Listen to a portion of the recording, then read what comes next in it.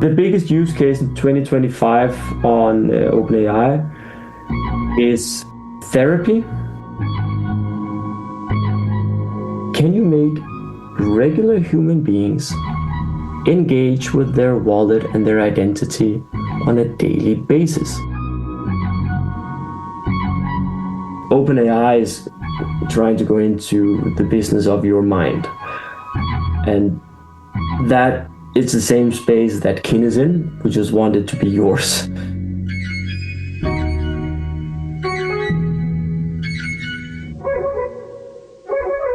Hello everyone, I am Sergio Maldonado and this is Masters of Privacy, a set of interviews covering the intersection of marketing, data, privacy and technology with a clear goal in mind, which is redefining the relationship between people, brands and media around transparency and control. Which is to say, we're aiming for real customer centricity, or if you will, human centricity. We regularly talk to DPOs, CMOs, CDOs, and whoever else we find interesting and able to share valuable insights. So we hope you like it. Please do reach out if you have any ideas on future topics or speakers.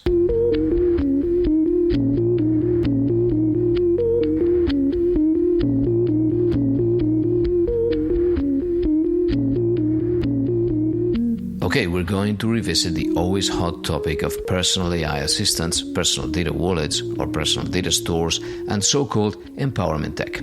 In other words, we're going to, once again, look at things from the perspective of the individual in our relationship with brands, media, and beyond. And we will do it with Yngvi Karlson, who is the co-founder of Kin, a personal AI built on privacy and trust that stores data locally in your device.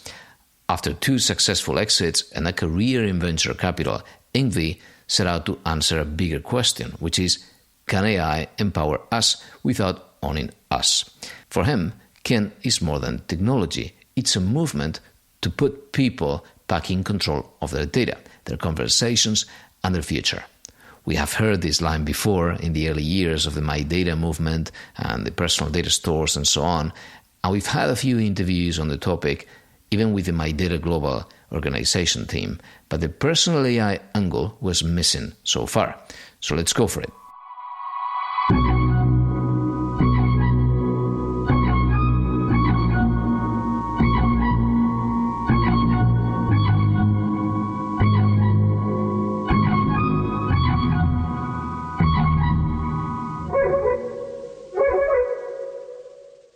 Yngvi, thanks for joining me. Yeah, thanks for having me. I'm very happy to have you. So we have we've been revisiting this idea that people do not really care about their privacy.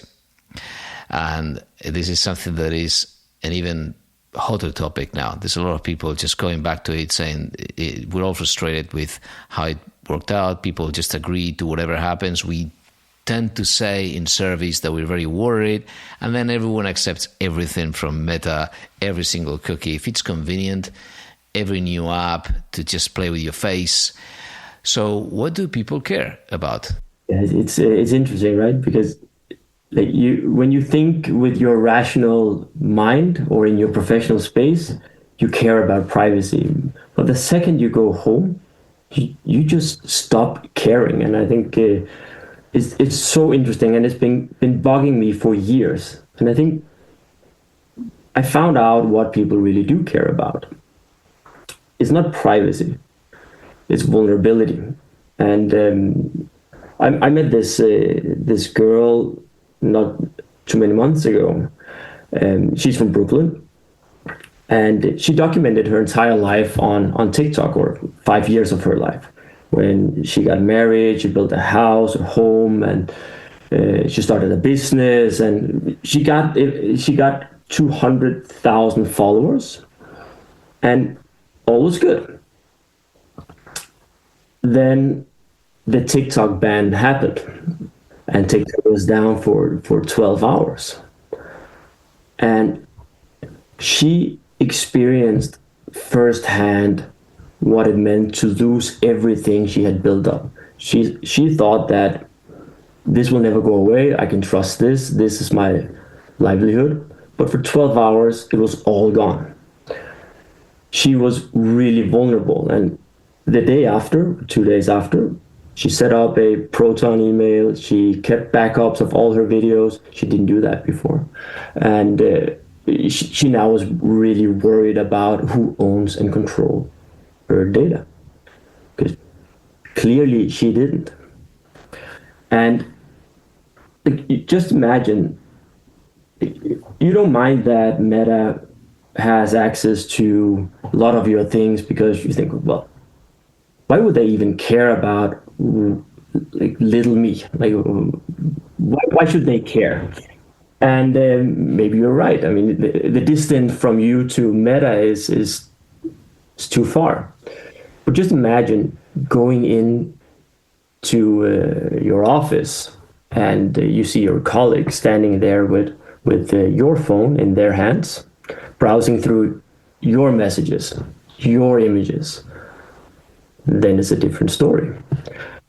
So it is really when we get close to, or when we feel vulnerable, that's really when we start to care.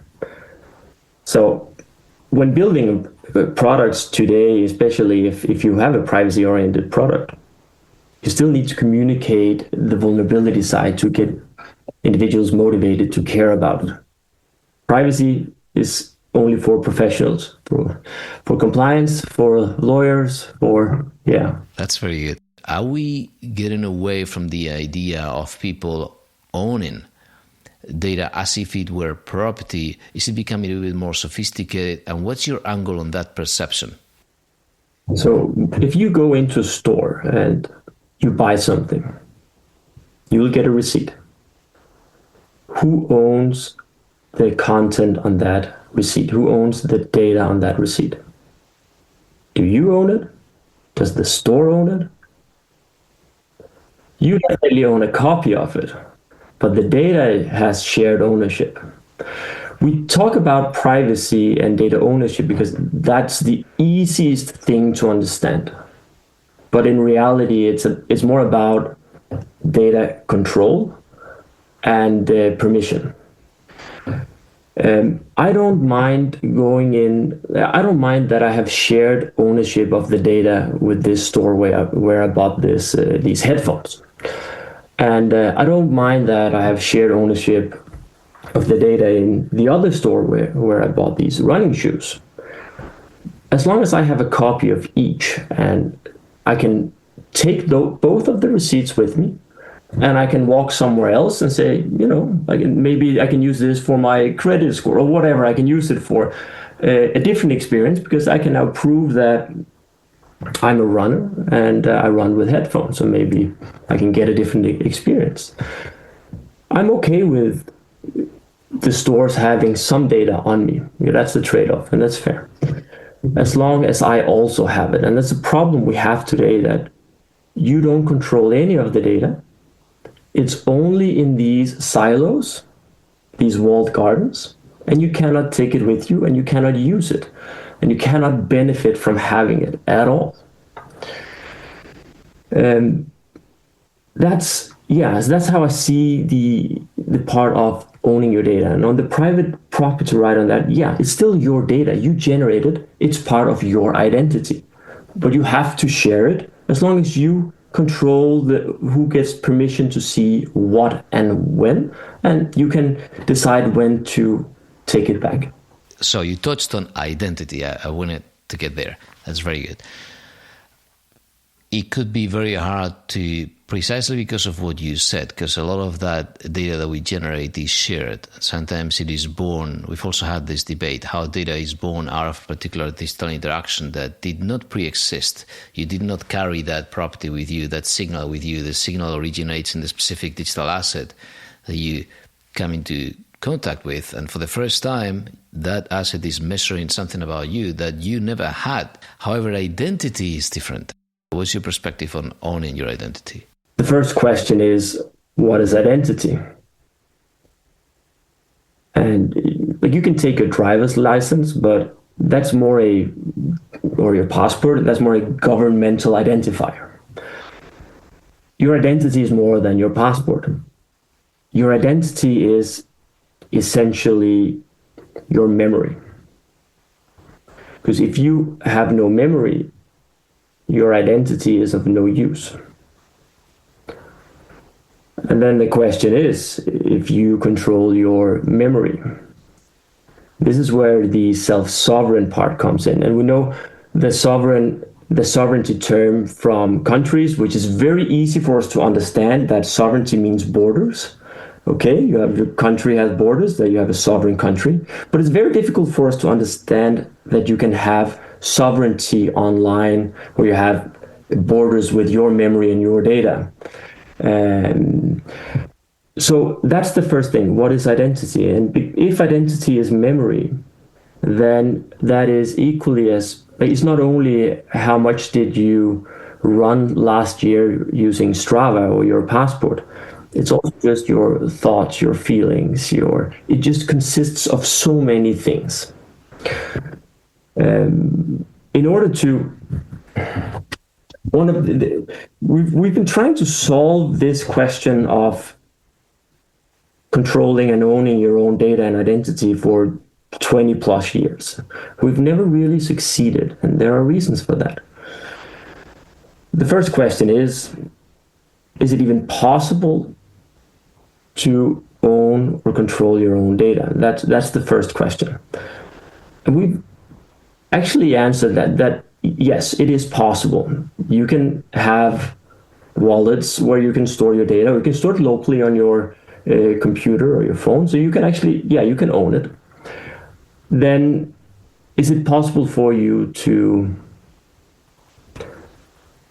update that data continuously over time? To some extent. The third question is it possible for you to get value out of that data? Well, maybe a little bit. And then the fourth question, which is very difficult, is it and this more from a business perspective, is it if you build a product with that is an identity wallet where people can own their data, and technically they can, and they can update their data because of integrations, because technically they can, then the question is, can you make regular human beings engage with their wallet and their identity on a daily basis? Because if it is not top of mind, they won't use it.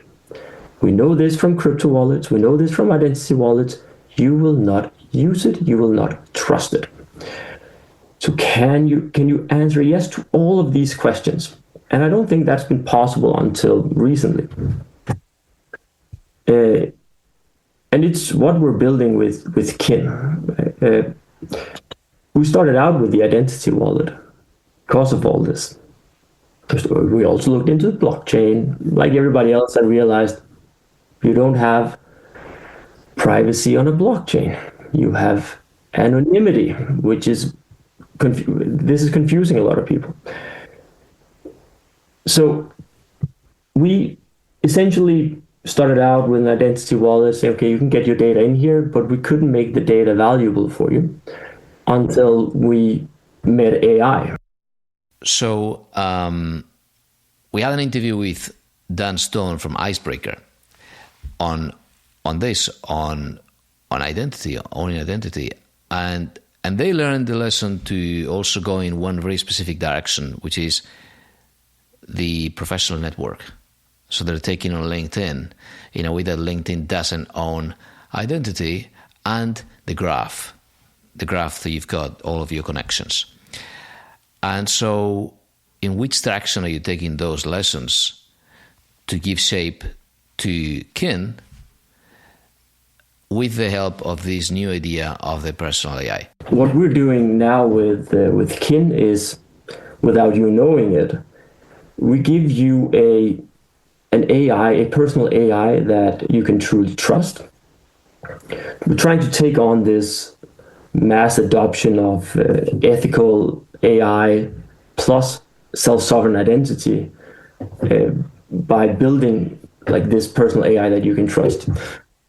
Because data ownership is just one part of the story, and if you're not willing to pay for data ownership or data privacy, and if you're not willing to engage with data that you own privately, then we need to add on another problem.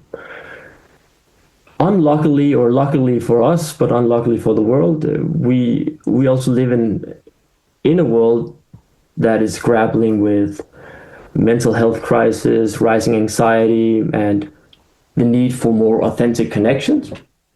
Everybody's expected to do more at a younger age, and life is increasingly more complex. So it's just very difficult. And with Kin, we're trying to tie in all these elements. So the self-sovereign identity, relationships, mental well-being, just in one vision. So when you get a Kin today, that's a personal AI, we're not building it towards you having a personal advisory board of people who knows you and understands you that can assist you.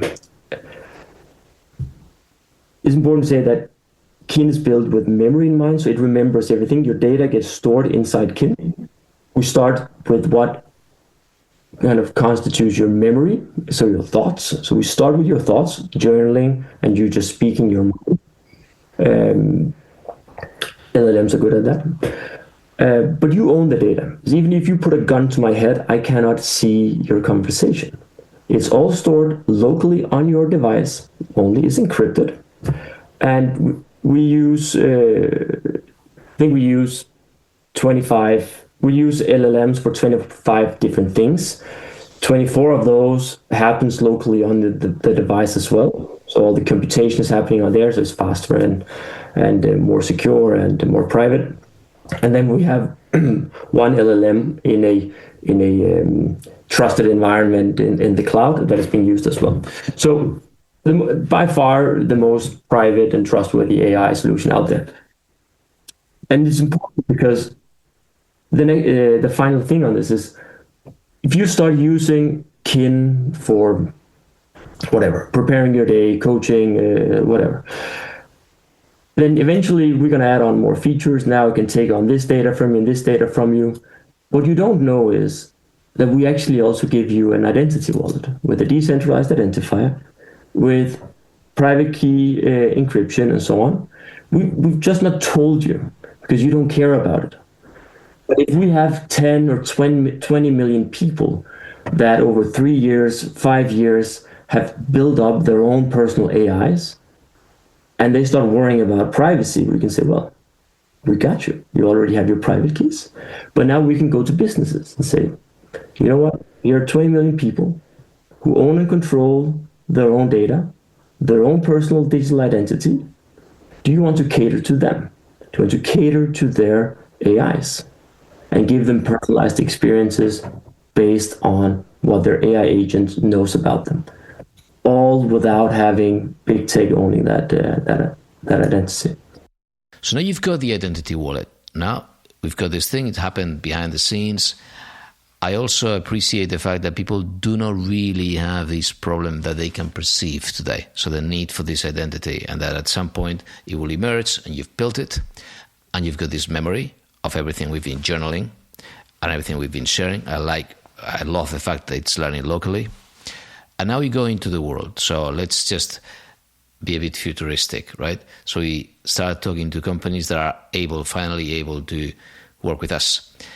How do you see this idea of agentic AI? Jamie Smith, who's been on the show as well, he's been writing a lot about it. And so if now we are acting as individuals, we recently had a chat as well as, concerning the B2B world of MCPs, of Model Context Protocol in the B2B. If you've got individuals, how do you envisage something like that, having identity wallets and agents?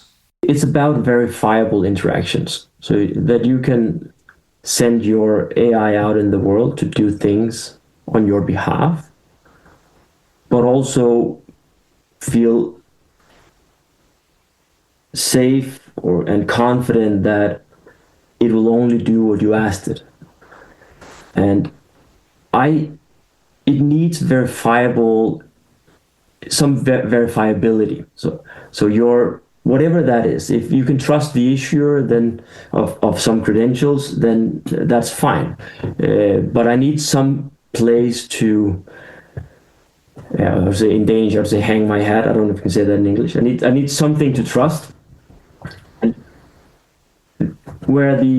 so we just see this with the IDAS 2 and the identity wallet, and Apple will come out with something, and there'll be something on decentralized identity in some form. We just have to make sure that the AI agents you have can get access to it in a trustworthy manner, and then use it to give a green light for the action that it is taking. And I think that it's a very difficult problem to solve, because businesses are not really caring about this. Individuals will not care about it because it's too far away. So one thing is what I hope will happen is, and this is also my long-term vision for building Kin as we're building it. I'm hoping that if we get to a point where, again, 20, 30, 50 million people, 100 million people have their AI agent, multiple AI agents, and their identity, where they control their identity, their data, their identity wallet, or where they control their verifiable ID, then they can and have their agent use that. What I hope is that will be the incentive and motivations for businesses to change their business model. It's not very easy for me to copy the business model of Strava. Like, they've built a whole community, and you have a lock-in effect there. And if I can build a copy of Strava and say, well, you guys, you just bring your AI agents to knock on the door on my Strava competitor app, then already there I have all your past runs. I have everything straight away in there. Or I can at least give you, I don't need to store that data either. As long as I can give you a personalized experience, I don't need to store it. So I just hope that businesses are not, that your data can be your business, that is not the company's business, that the company is supposed to provide your service. Getting there is going to be difficult. Verifiable LLMs, verifiable interactions, verifiable IDs, I think, is a critical component. And you see the EU, see big companies trying to get in on this on a protocol level. And the question now is, where will the adoption be? The Danish government has used it for all the national citizens have an ID to verify themselves, but it's not decentralized. It's secure in many ways, but it's still one provider. But this could be more decentralized, and it could be more personalized. For my, what I hope I'll be able to do with Kin is to survive long enough to be well positioned to tackle this challenge 5 years from now, or when it is. Yeah. I'm so happy to see things evolving. In 2017, 2018, everyone was trying to build the super My Data app. It was going to be everything, because we dreamt about portability rights in the GDPR and so on, right? And PSD2 in the banking space. And we thought, let's just have this one place, which is your data, as if everything was sort of pre-cooked. And then slowly case studies emerged, like Ken, again, like Icebreaker, where you take on a problem.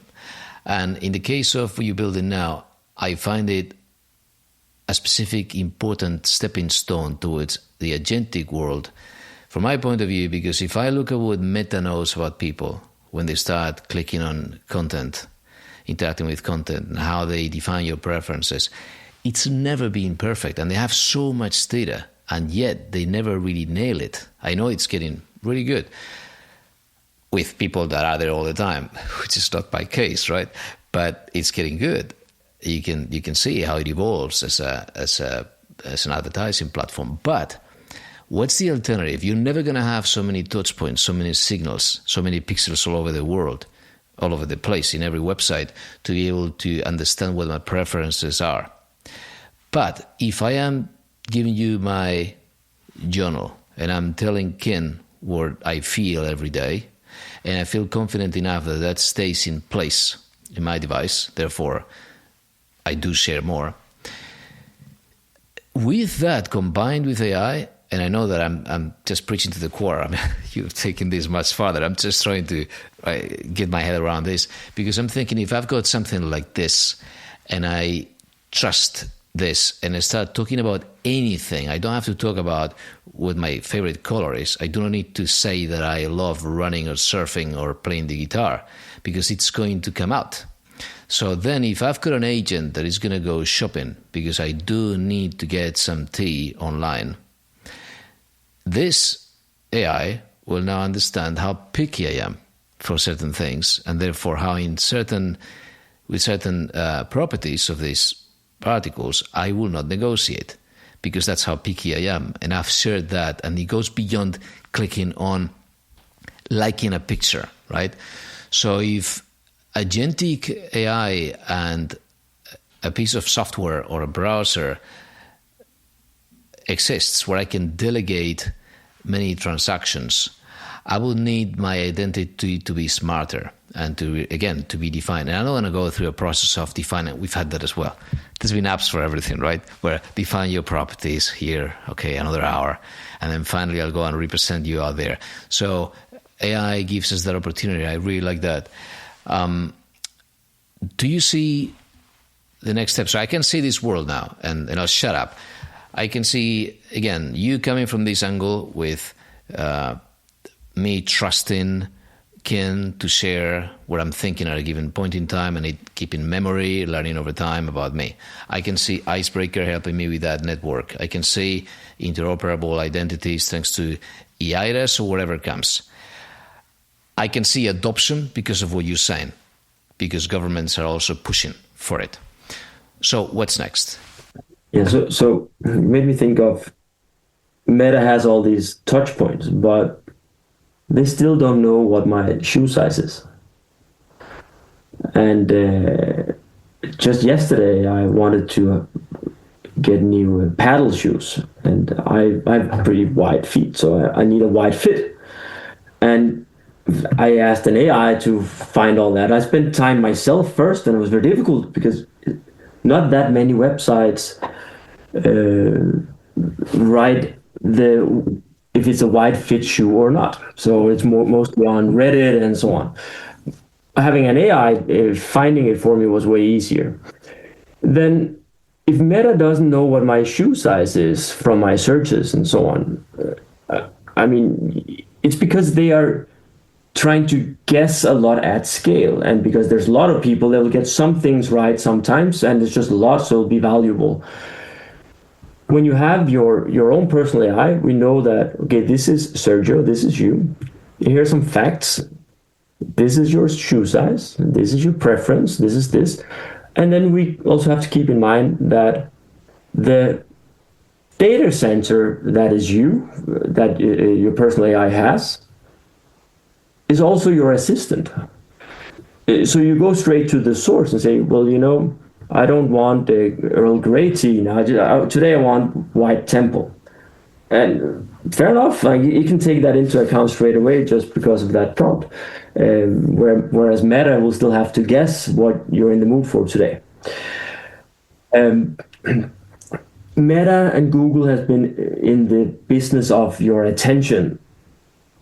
And OpenAI is trying to go into the business of your mind.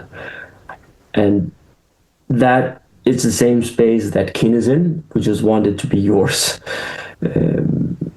So I think that's one thing. And an important thing on okay, how will the AI keep knowing my preferences and what's important to me? Well, one thing is what you tell it, but you can have automated knowledge in there. Data integration is a simple one. We've integrated the calendar already, but The next will be your health data. So I'm wearing a smartwatch as well. This might gets my sleep, gets everything in there. You might as well get all these things, and it's just a matter of time. It all takes time to develop, and it will start to know a lot about you, whether you want it or not. The key thing is when you get a lot of data in the same place, is to not only understand the relationship between data. I mean, and that's something AIs are not good at. Like, they have a context window. So just how big is the context window? We saw that early on, so we went in a different direction. It's okay. What if we give it some semantic understanding so it understands the relationship between data?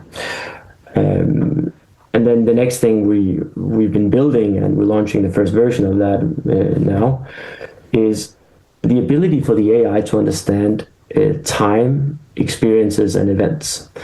That's not something AI has any ability to do, because that might be relevant for your next travel or your next purchase. Because if you tell an AI today, well, I went to France last August, and after that I went to Spain. It doesn't know when you went to Spain. But if you have a timeline, it definitely knows that it was after August, and you can put that into relation, and that might give you a whole different experience. So I think that the personalization aspect of AI, Meta and Google and OpenAI, they will be good at personalizing just because they're so big. But the hyper personalization, I think, will happen on individual level. And I don't think you need big data for that. Yeah, I mean, imagine how valuable people find, for example, Google Maps history with all the problems it's created for Google. That, how many issues have stemmed, how many fines, right? In the US, how many lawsuits because of things that you thought were, deleted, or because people thought they were in their private sphere. And it's all in Google's cloud. So if you could keep something like a history of places and time and so on, that's so valuable. So many people playing with that kind of data. And you're right, you're totally going head on against OpenAI. In fact, Sam Altman has been saying this, that that's how they are using now LLMs to sort of find, someone to talk to, which is amazing. The biggest use case in 2025 on OpenAI is therapy. The second biggest is organizing your thoughts. And the third biggest one is finding purpose. Like, these are all, like, this is your soft data. It's not your shoe size, which would be hard data. This is so valuable. And here's the thing. We all know that OpenAI started as a non-profit, and we are left with trusting the people in power. And one thing Machiavelli taught us was what people do, not what people are supposed to do. And power corrupts, and it's every single time. And my approach on that is, you need to trust the technology more than you trust the people. It has to be technologically private, technologically under your control, not just you trusting the big guy. They will go for it. Elon Musk said it on a conference in the UK with the former Prime Minister, Rishi Sunak, where they talked about personal AI and said, is that one of the biggest problem was that everybody will have an AI friend, but who controls your AI friend? From one day to another, the one that controls your AI can turn it off. I mean, just shut it off from 1 second to another. And then, like with the girl from TikTok, it's just gone. Your entire identity is just gone, deleted. Nothing you can do about it. We cannot trust AI before we can control it. That would be my stand on it. Yep. But speaking about how power corrupts, you have managed to do what many of these apps or apps trying to get into this space have not managed to do, which is having an actual app. You didn't have to use a web app to go around the App Store. Back in 2018, I remember writing to our investors, we were doing these things in the banking sector, in financial services, that I saw no way, no path to success unless someone started complaining about the App Store rules and break that control, right? And nobody dared complain about Apple other than Epic Games, right? They want to define privacy their own way. They want to own identity. Eventually, we've got the competition court cases, the European Commission, a DMA fine, the DOJ in the US. It happened. So now the world is a bit easier, but you've done it before that. So how have you had a struggle with Apple? We haven't had any battles with Apple, but I do know that Apple have this walled garden thing. Okay, yeah, we care about privacy. They've been communicating that for a long time, and I actually do believe that they can see a lot of the things that are that is on your device.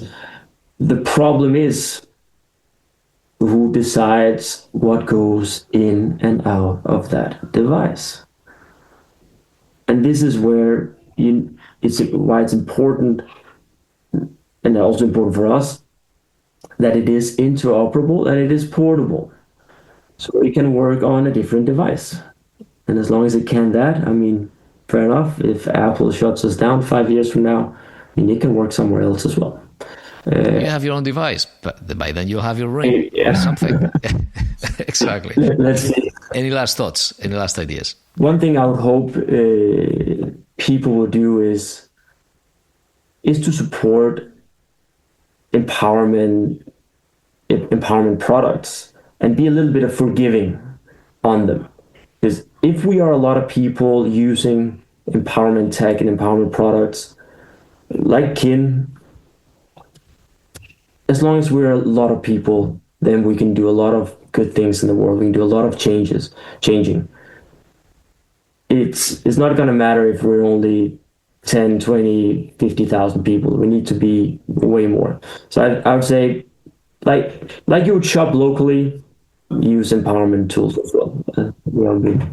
I love that analogy. Thanks, Yngvi. Thanks, Ken. Thank you so much, Sergio. I really appreciate it.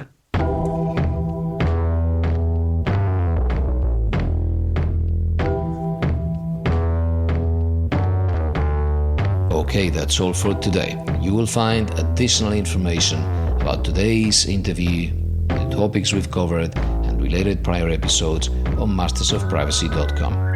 If you want to dive a little deeper into this particular interplay between privacy or data protection law and marketing, e-commerce or media, you can also join the Masters of Privacy Connect program. Hopefully, not to get more emails, but rather to get into our workshops and live sessions at no cost, as well as to gain exclusive access to some tools, ideas, summaries, or training materials that we believe can make your life easier. This program is available as a Substack subscription for now, but I would also like to encourage you to join our LinkedIn group or follow our Blue Sky feed if those are the platforms you prefer. Thank you for listening.